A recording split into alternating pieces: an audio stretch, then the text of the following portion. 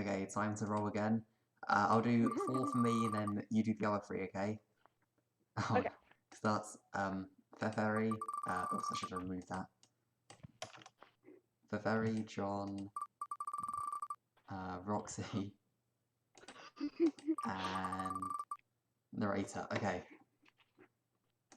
So I get Terezi. Yeah, hang on.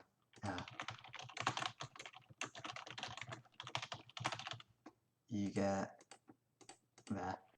Terezi, Gamzee, and Eridan. Nice. Okay. Oh, is it the page I think it is? It is. Okay. I think starting with Terezi, so. Right. Hey, John. Time for your regular checkup. Oh, hey. Oh, hey. Pretty tepid reaction from a guy who has in the past begged desperately for even a scab of my attention. I'm glad to hear from you. It's just, I don't know, a lot's happened recently. I'm sort of numb from all of it. So tell me about it. What, are you my therapist now? No, I'm just a simple girl who loves a taste of your suffering. I'm so hungry out here alone in Paradox Space, John. Please nourish me with your pathetic middle life enemy. It's not midlife anyway. I'm not even 30 yet, come on. Also, I'm married, so yeah. Lol, what does that even ever do to with anything? Never mind. So what's up with you? Oh, same old, same old. What are you doing right now? Oh, I'm at Harry Anderson's birthday party. Sounds important. Maybe I should let you go then. No, I mean, it's fine. I can talk for a bit. And leave Harry Anderson hanging? Well, Egbert, you think I know you think an elderly man like you would know more about decorum thing about youth. Harry Anderson is basically just a baby who doesn't understand anything. A baby kind of like you. So who's Harry Anderson? Oh, that's me and Roxy's son. Oh, cool. He's got born. Yeah, Terezi, he got born like 3 years ago. It's been that long. Wow. Yeah, wow was right. Where the hell have you been? Lost. Lost how? Like, literally, physically lost, or metaphorically lost? Both, I guess. Terezi. Oh no. Don't you dare use pitying ellipses at me, John Egbert. Sorry, it's kind of hard not to when every time you go, I have no idea if I'll ever talk to you again. Okay, you're obviously not in the place to talk right now. I didn't contact you because I wanted to deal with you weepy separation or anxiety. How about I make this easy for you and just log off? No, please don't go. I'm sorry for being all human and weepy. I'm actually in a pretty okay place for once, I think. Calm down, I wasn't finished. Listen, I'll text you back in 5 minutes. That'll give you some time to emotionally process the harrowing experience of actually hearing from me again. Promise me it'll only be 5 minutes? Why? Because I worry about you. I just don't want you to leave me hanging for another year. Make me wonder if you're dead. Please? Fine, I hereby solemnly swear upon the book of dumb nerdy losers that I will text you in exactly 5 minutes. Whew, thank you. God damn it.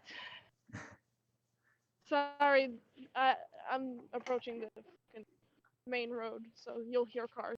Oh, it's okay. I can't hear them Alright. yet. Okay.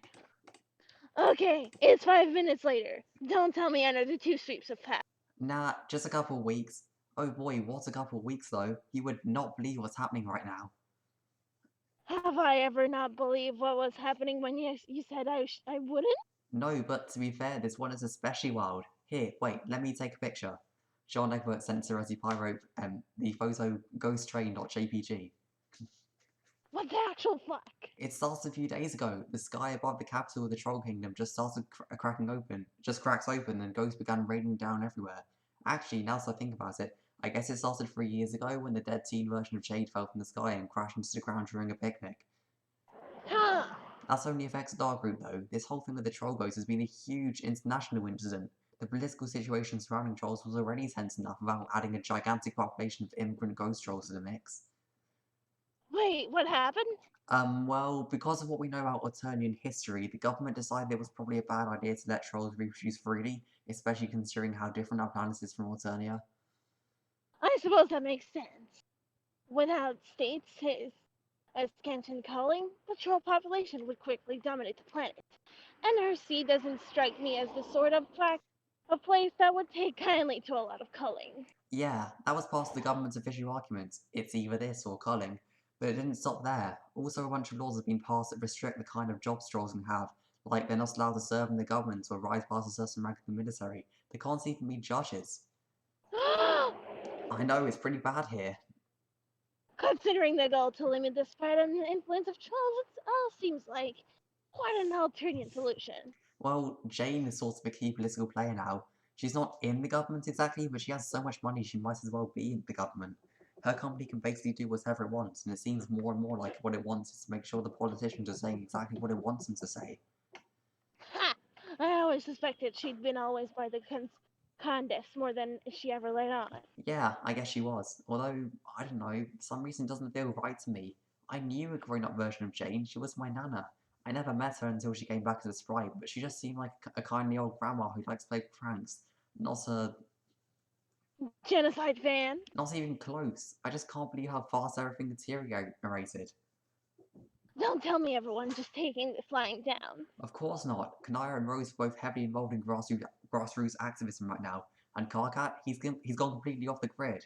At first we all assumed that the reason he ran away was because he got fed up with his shitty poly relationship, which was probably part of it, honestly. But now I keep seeing his face in all the resistance posters. I think they may have actually put him in charge. I always knew he had it in him. Yeah, Dave's heartbroken though. Wait. Why doesn't Dave just go and join in it then? I don't know. He worries about Jade, I guess. Jade would be fine. She's the most resilient out of all of you. You know how Dave is. Yeah, loyal to fault. Yeah, oh my god. Holy shit, hang on, I gotta take another picture. John Egbert sent Terezi Pirate the photo pbnj.jpg. What the fuck is this? Don't type your laughs at me after tricking me into looking at this abomination. I thought you might find this interesting. Why would I ever want to see Gamzee making out with Tavros again? Again? Oh god. Ah, disgusting in public and everything. Oh, it's always in public. This is how Gamzee helps people have their redemption arcs. By making out with them? Well, not always. Sometimes he has to make out with each other. Usually he just feeds him milk out of that stupid baby bottle he keeps with him all the time. I think it's supposed to be like some sort of some completely idiotic form of baptism he made up. Hmm? Anyway, speaking of Tavros, what do you think about the morality of kidnapping someone if they're really unhappy and possibly also being abused? What? Okay, so like, if you kidnap someone and the situation you're kidnapping them into is way worse than the one you kidnapped them out of, that's not morally wrong, right? John, are you trying to get me all frustrated with such highly illegal sweet talk? No. Are you flustered? I might be. If I thought you actually break the law. Hey, I could totally do it. Sure, I'll believe it when I smell it. Okay, I'm guessing I'm gonna do it then. Sure. I'm totally gonna do Oh it. god. Next time we talk, it'll be me telling you all about my successful and highly illegal kidnapping venture. Whatever you say. Anyway, nice huddle, Egbert, but I have to go. Wait, What? you're going already? You barely said anything. You just listened to me ramble on about Earthsea's problems. Isn't that how these conversations usually go? Yeah, I guess it is, but it doesn't have to be like that, you know? Hmm. So, what's going on with you? Did it occur to you that maybe the reason I call you is because I want a brief perspective of what's going on with me? Oh, yeah, that makes sense. I just don't want you to feel like that you're my psychiatrist or whatever. Oh, that's cute. Don't worry about me, John. If you were bugging me, I'd just stop texting. Well, cool. If I'm not bugging you, then can I ask a favor? It's certainly within your power to ask me a favor. I can't promise to fulfill it. Now I feel even dumber for what I'm about to ask. I don't know if I even want to do it now. Ugh, out with this, Egbert. Um, Fine, I'll do it, whatever it is. Just so you cease the smiling nerd boy with insecurity. okay. Can you take a selfie What? and send it to me? Oh my god, I probably sound so creepy right now. Hey, don't laugh. Look, it's just that after all the talking we've done over the years, you're pretty important to me, Terezi. And with everything getting so weird, I've been getting scared lately. So, in case things go to shit over here or things go to shit wherever you are, I just want to make sure I have something to remember you by. Oh, So, will you do it? Terezi doesn't answer, which is what John was expecting. He frowns and pockets his phone, blinking at the sudden brightness above him. The sky is ripped open in a dozen places, spilling ghosts and razor shards of unreality. John shields his face against the neon glare and scans apart for his family. Roxy and Calliope usually come listen to Gamzee preach, and John's long since grown tired trying to talk them out of it. The best he can do at this point is tag along to make sure that young Harry Anderson isn't hearing all this utter nonsense about the tempering influence of a skeptical father. It's a responsible adult thing to do. Well, it would be the responsible adult thing to do if John were actually doing it. Instead, he just spent the last 10 minutes surreptitiously texting Terezi under the hem of his suit jacket. Now he's lost track of his wife, his son, and his wife's sort of ex-girlfriend in the enraptured throng of all these brainless clown worshippers. The crowd is mostly ghosts, but there's a substantial number of carapacian and human citizens out here tonight as well, struggling to get a look at the newly redeemed acolytes. Oh, witness. John's eye wanders towards the center of the crowd's focus. It looks like a conversion is taking place right now. now we welcome into the dope arms of Mother Redemption, this slowly defended through all kinds of story about. Bruh! Oh yeah, I'm very ridiculous. Are you sure?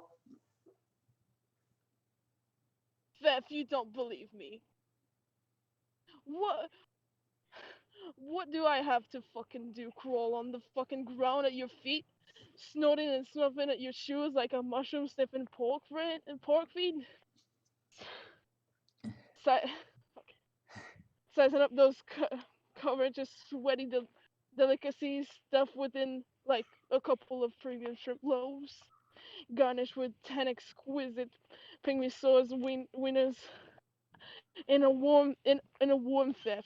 I'm the lowest of the worst. Okay, if that's really how you feel, I guess I can accept your apology. Nice. Now this is what I'm talking about. All this forgiveness shit up in the motherfucking house. After all, what's a little murder between mortals? I guess that's true. It happens to the best of us. Sorry. Fuck.